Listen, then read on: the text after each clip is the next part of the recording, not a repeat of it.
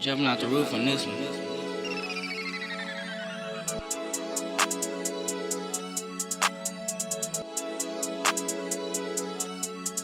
I'm too alive.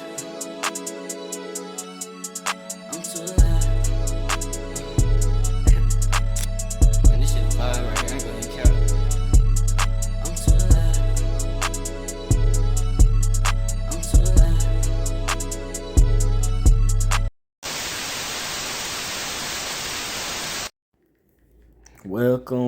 Welcome to the best show on earth, all around the AATM podcast, episode 9. It's your boy Chris Tessero, aka 3, aka 630 on all platforms. And yeah, long time no speak. I hope this last week has been too icy for everyone in the city, because we have been dealing with snow and ice in the city. I know I've been dealing with a lot on my end, and it's been a different type of week this past week. We got a lot to talk about today. I know last week I was a little sick again. I don't know if it was allergies or what, but I don't know if it was a cold weather, but I came down with something. I could barely talk and stuff, so that's why I didn't post no podcast or anything like that. And I see, in the Memphis basketball scene and the sports scene, we've been taking a lot of L's. We take a lot of L's this last week, and let's just start. Let's just go in strong with it. Let's go in with the Tigers. The Tigers took two. I wouldn't say devastating losses, but there were two impact losses, and definitely something that I didn't really see, because I didn't see it coming. I feel like coming off the Wichita game from last week, blowing out Wichita at Wichita in a hostile environment like that, I feel like we were back on our toes, back to being the Tigers that we've been being. But evidently, that was not the case, because South Florida came to Memphis, to the city. Memphis was up by 20 most of the game, first half, and I saw South Florida slowly walk them down, like how we do teams. They did what we did to other teams to us. They walked us down, and we took a devastating loss. Well, hold on, not devastating, but an impact loss. And then going to Tulane, we lost to Tulane. It was a pretty tight game. We just couldn't seal the lead and close the game out. And Tulane came back, got the lead with like 3 minutes left, and the rest is history. And I don't know what it is about Tulane. We're 1-3 in the last 4 matches with Tulane. Man, I don't know what it is with Tulane. They're like our kryptonite. If we're Superman.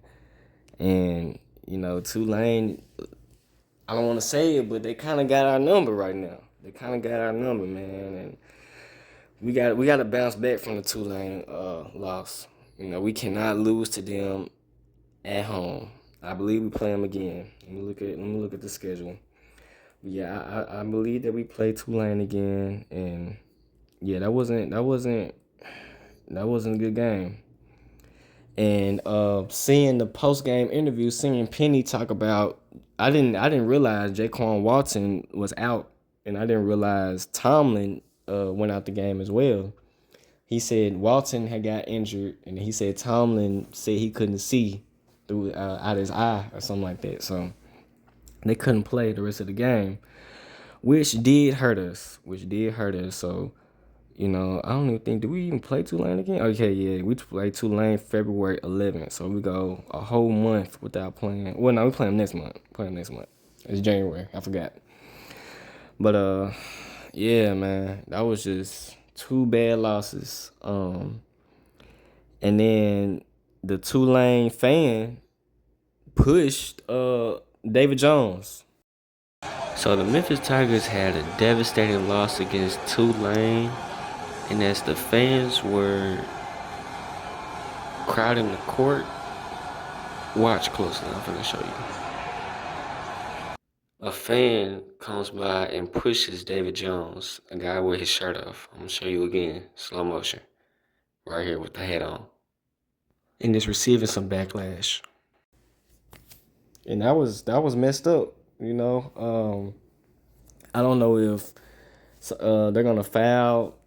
I don't think they filed any crime. I don't think they filed any lawsuit or anything like that. But or reports anything like that. But I feel like as a fan, you shouldn't be touching the players if they not touching you. Pause. But you shouldn't be pushing the players, shoving the player, anything like that. Especially if you're a fan. And hopefully, they found the fan and some type of repercussions came with that, because it is out there. I found out through ESPN. ESPN actually sent out a notification talking about the footage, and I found the footage on Twitter. So went ahead and saw that, and yeah, that wasn't cool. That was not cool, man. And I don't know what the Tigers' problem is. It's definitely defense. Like the South Florida game, just over the South Florida game, it was the execution going into the second half because South Florida changed their defense and it was like we couldn't score with the zone. And once they changed to the zone, it was like it was over. And Tulane kind of did that same thing, and it was at times we did seem a little stagnant. It was seeming like we were just going back and forth with the lead. Like it was just on both sides. It was like not too much defense. It was just straight offense on both sides. And being ranked, top 10 or top 15, we can't, afford to give up easy shots or easy points in the paint to teams like that. So, but we took our losses and now it's time to regroup. Penny can't blame the players, I think everybody has a fault in it, because the coaches got to come up with a good game plan and come up with different strategies, and the players also have to come up with the execution because the players are actually the people in the game, but the coach has to come up with the game plan for the players. And Penny just, there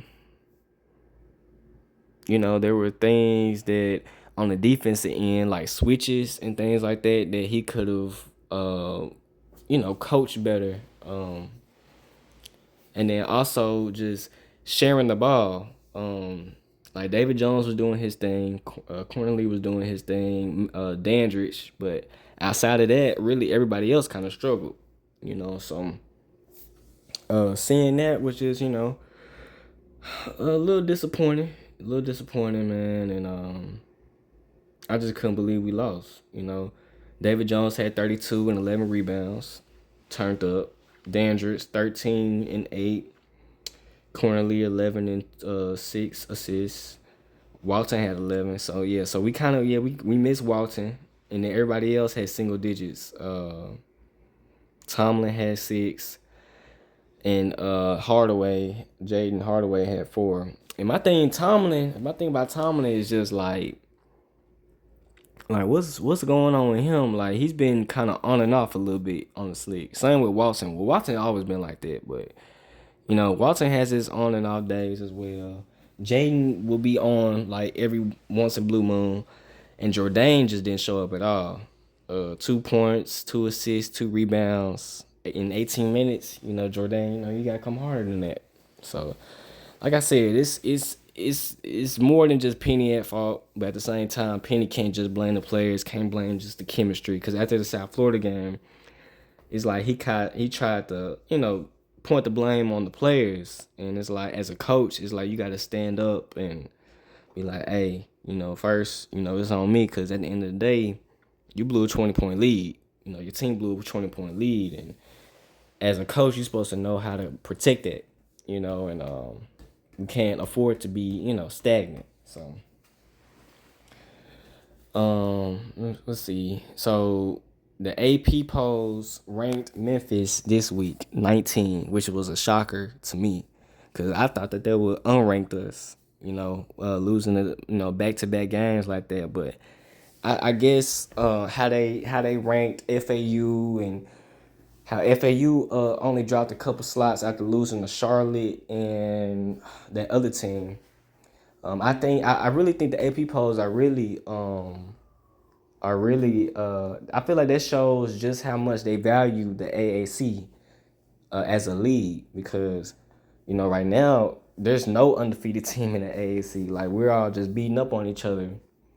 And really, at this point, like, to be honest, the AAC is deeper than it's ever been, ever. Except for like back in like 2014, because I saw somebody bring up the 2014 standings, but that was 10 years ago.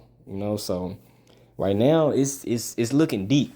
It's looking deep, and it's looking like anybody's lead. To be honest, man, you got Charlotte leading the way. Hold on, let me look up AAC conference.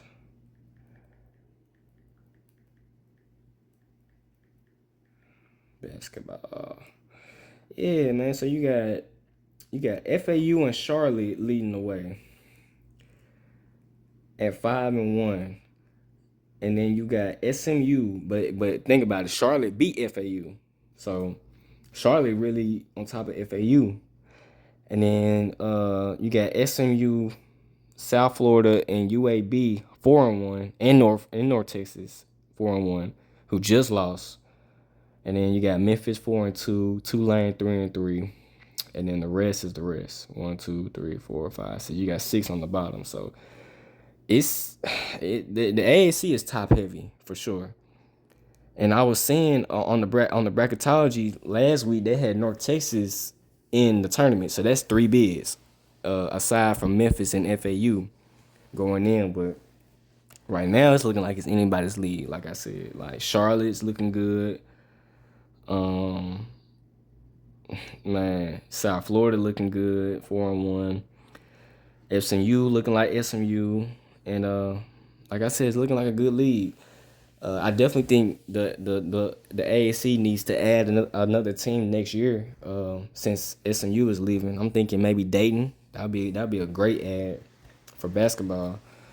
The bottom of the AAC just looks like the bottom. It's kind of shocking. Wichita State is 0-5 right now in the AAC, but it is what it is. And then let's talk about the Grizzlies, man, because the Grizzlies been taking some losses, but through those losses, we've been seeing some bright spots. Bright spots in G.G. Jackson, bright spots in Jaren Jackson, and Jaren is doing his thing, averaging 21 points, 6 rebounds, 1.7 blocks. He's doing his thing. Yeah, GG. Hold on, let me see. Player stats. So let me see. What's GG Jackson averaging? So 1, 2, 3, 4, 5. In his last 5 games, so GG had 10 points last game. He had only 1 point against Minnesota. Then he had 23 and 20 against the Warriors and the Knicks. And then he had 4 points against the Clippers. So, I definitely love how G.G. Jackson is getting playing time. And he's doing his thing too. Jaren Jackson doing his thing. This is like the healthiest Jaren's been ever. And he's definitely putting the team on his back. Even though we're losing, but I love the effort. I like how he's showing up every single game and being that guy, because he has to be the guy. So he really has no other choice. But yeah, they have a game tonight against the Raptors, who's 16 and 27. The Raptors, did they already trade Siakam? I know they were talking about trading Siakam to to the Pacers. So I don't know if they already did that or not, but man, I think the Grizzlies can get it done. I think the Grizzlies can get it done tonight. They can go ahead and beat them. We need good games from Vince Williams, Jaren, Gigi Jackson, Luke Kennard. Good games from all those guys. And they just gotta hoop and just show up. You know what I'm saying? Uh, so the last thing we had to talk about is gonna be some changes with the channel. This last week has been rough, like I said. My channel did get demonetized for, I believe, my shorts, not doing commentary on the shorts and stuff. And they also talked about violating the policies and things like that on YouTube. So right now, we're working on appealing, me and the team, and we'll know in about 15 days where that status is. If not, I gotta wait 3 months to reapply to get monetized. So right now, it's some changes going on the channel as far as the highlight videos. The highlight videos will still be doing the highlight videos. I know I didn't do the last game against Tulane. I attempted to, but like I said, it was just a lot going on. So I decided to just wait it out and see. But we'll keep doing highlight videos. I might have to do commentating on the highlight videos just to be safe. But I don't know. I'm in contact with YouTube now to see about it. And then also, what else? Oh yeah, no more full game videos. Even though those weren't monetized at all. Those all the funds from those videos was going to ESPN. But just to be safe right now, we're taking a break on full game videos.